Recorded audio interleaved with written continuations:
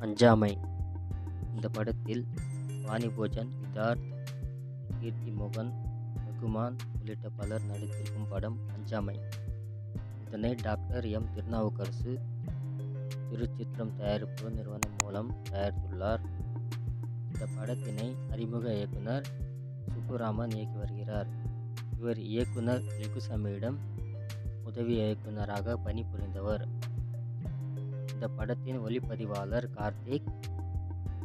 திரைப்படக் கல்லூரி மாணவரான இவர் பிரபல ஒளிப்பாளர் ராம்ஜியிடம் பல இடங்களில் உதவியாளராக பணிபுரிந்தவர் என்பது குறிப்பிடத்தக்கது.